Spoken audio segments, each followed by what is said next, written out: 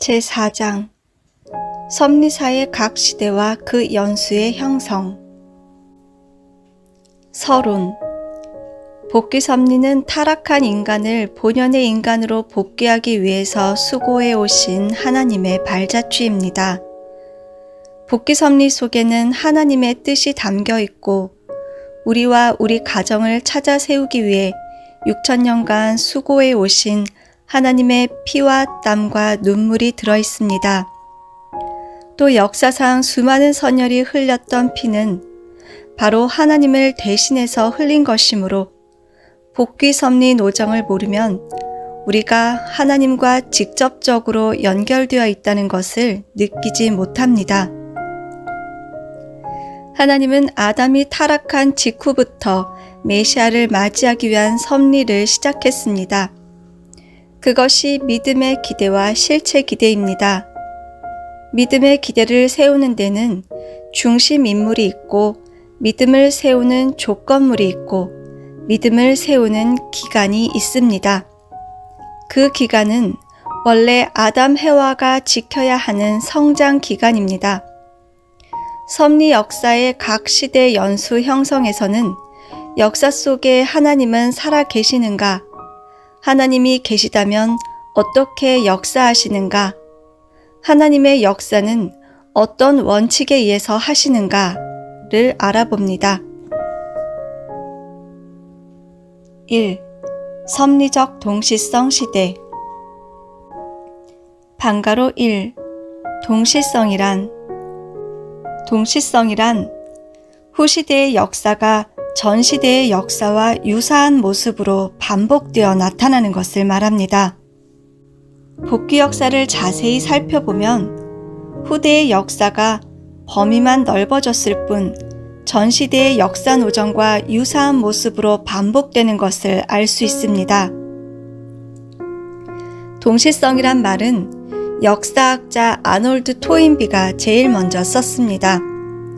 그러나 토인비는 동시성이라는 말은 언급했지만 왜 역사가 동시성으로 나타나는지 그 원인을 밝히지 못했습니다. 토인비의 역사관은 역사는 나선형으로 반복되어 동시성의 형태로 나타난다는 것입니다. 토인비는 역사가 한 시점에서 출발해서 그 자리로 되돌아가고 또 돌아서 그 자리로 되돌아가는 나선형 구조를 띠고 있다는 사실을 발견했습니다. 그래서 역사는 전시대와 유사한 모습으로 반복되어 나타난다고 주장했습니다. 통일원리에서는 섭리적으로 본 전체의 역사가 동시성의 역사임을 밝히고 있습니다. 섭리적 동시성은 섭리사의 중심인물인 개인이 가정으로, 가정이 민족으로, 민족이 국가로, 국가가 세계로, 세계가 천주로 역사의 범위가 점점 확대되지만 탕감복귀라는 공식으로 인해 그 과정이 반복되면서 발전해온 역사를 말합니다. 방가로 2. 동시성이 생기는 이유. 역사가 동시성을 띠고 나타나는 이유는 인간이 하지 못한 책임 분담을 탕감복귀해야 하기 때문입니다. 하나님이 절대, 유일, 불변, 영원하듯이 하나님이 세운 뜻도 절대, 유일, 불변, 영원합니다. 그런데 하나님의 절대적인 뜻을 이루기 위해서는 하나님의 책임 분담과 인간의 책임 분담이 합쳐져야 합니다. 앞에서 하나님의 책임 분담은 95%이고 인간의 책임 분담은 5%라고 했습니다. 지금까지 종교인들은 하나님이 모든 뜻을 다 이루시는 것으로 알고 있습니다. 그러나 하나님의 뜻은 인간 책임 분담으로 완성됩니다. 인간 책임 분담은 5%이지만 이 5%는 100%와 같은 것입니다. 인간이 5%의 책임 분담을 완수하면 하나님의 책임 분담 95%도 완성되고 하나님의 절대적인 뜻도 이루어집니다. 그러나 인간이 5%의 책임을 다하지 못하면 하나님의 책임도 완성되지 않고 하나님의 뜻도 이루어지지 않습니다. 인간 책임 분담이 이처럼 중요합니다. 개인 시대에 책임을 다하지 못했을 경우 섭리가 개인 시대에서 가정 시대로 확대되고 연장되어도 인간이 져야 할 책임 분담은 그대로 남습니다. 범위는 개인 시대에서 가정 시대, 민족 시대, 국가 시대, 세계 시대로 넓어지지만 인간이 담당해야 할 책임 분담 5%는 그대로입니다. 다시 말해 섭리의 범위가 넓어져도 가장 중요한 인간 책임 분담은 전 시대와 동일하다는 것입니다. 그렇기 때문에 가정 시대나 민족 시대나 국가 시대나 세계 시대나 천주 시대나 인간 책임 분담 5%와 하나님 책임 분담 95%라는 공식은 똑같습니다. 인간이 책임 분담을 완수하면 뜻이 이루어지고 책임 분담을 완수하지 못하면 섭리가 반복되면서 연장됩니다. 이처럼 역사가 동시성으로 나타나는 이유는 인간 책임 분담 때문입니다.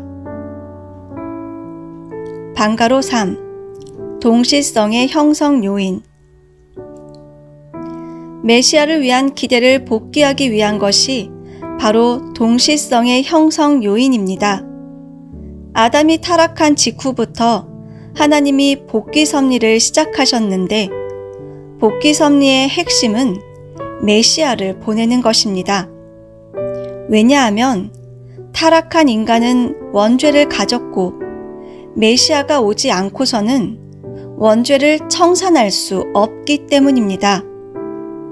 하나님이 보내주신 메시아를 통해서 하나님의 순수한 혈통을 상속함으로써 사탄과의 관계를 끊고 하나님의 자녀가 되는 것이 복귀 섭리입니다.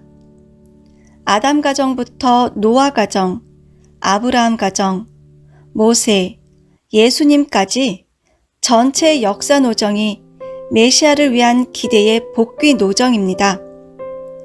메시아를 위한 기대를 실패하면 섭리가 연장되면서 복귀 노정이 반복됩니다. 메시아를 위한 기대를 복귀하려는 것이 동시성의 형성 요인입니다. 메시아를 위한 믿음의 기대는 하나님과 종적인 관계를 맺는 것이고 실체 기대는 천사장과 만물을 주관할 수 있는 횡적 기대를 세우는 것입니다. 그래서 믿음의 기대에는 중심 인물이 있고 조건물이 있고 기간이 있습니다. 그 기간이 아담 가정에서는 일대의 믿음의 기대를 세우는 3단계 성장 기간이고 내적으로 볼 때는 수리적 기간입니다. 실체 기대에도 중심인물이 있는데 조건물 대신 타락성을 벗기 위한 탕감 조건을 세워야 합니다.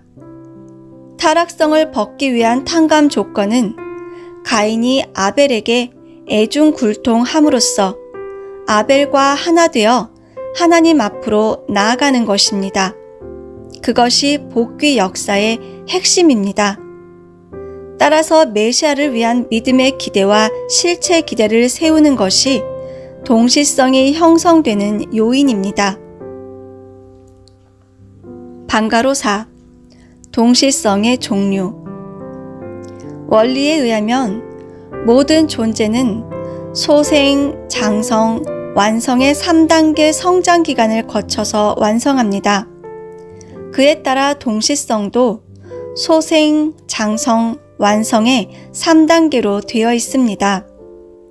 아담은 소생기를 거쳐 장성기 완성급에서 타락했습니다.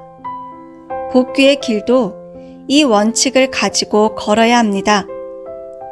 동시성의 종류에는 3가지가 있습니다.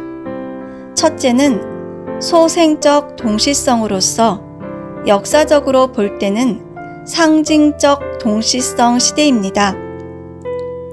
둘째는 장성적 동시성으로서 역사적으로 볼 때는 형상적 동시성 시대입니다.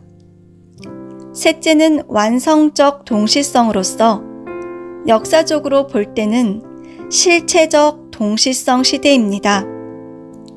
모두가 소생, 장성, 완성이라는 세 시대의 동시성을 띠고 있지만 내용으로 볼 때는 상징적, 형상적, 실체적 동시성 시대로 나타나게 됩니다.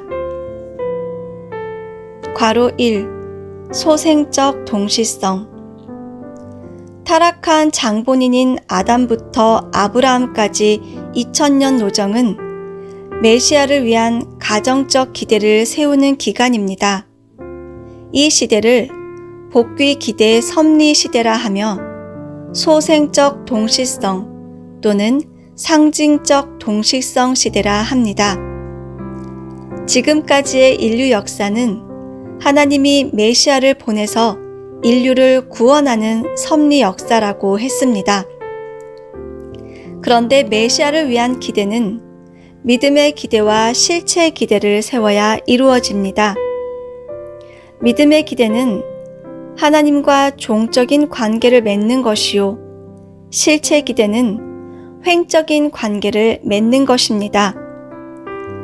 종적인 관계는 하나님이 주신 말씀을 절대 믿고 실천해서 말씀의 실체가 되어 인격을 완성하는 것입니다.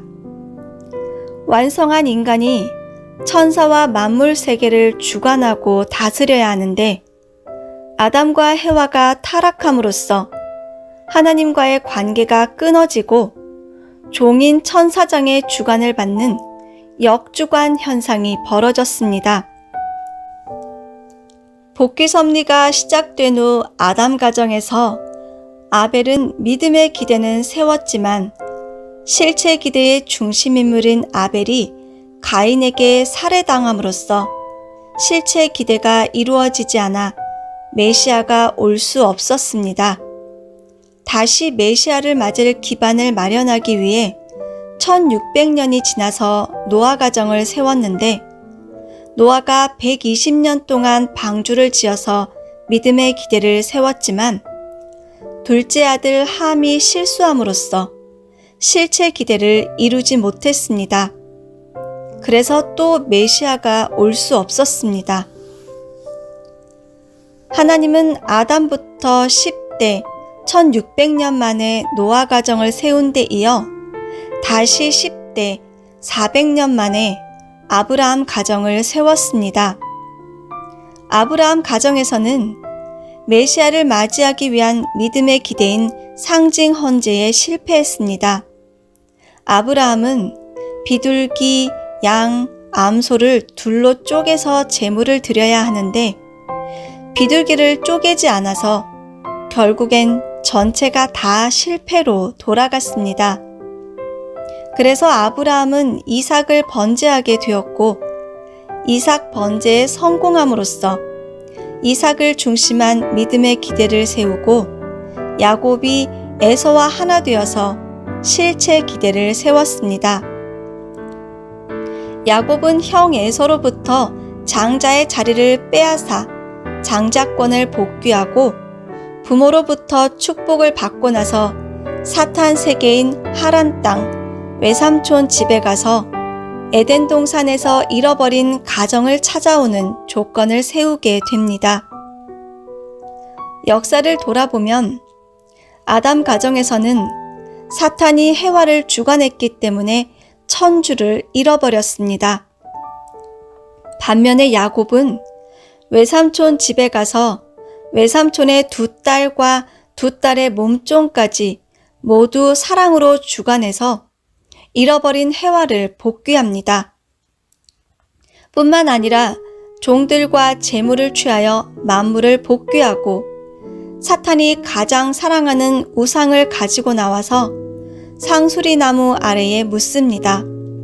그리고 야복강에서 영적 사탄인 천사와의 씨름에서 천사를 자연 굴복시켜 승리자라는 뜻의 이스라엘이라는 이름을 얻습니다.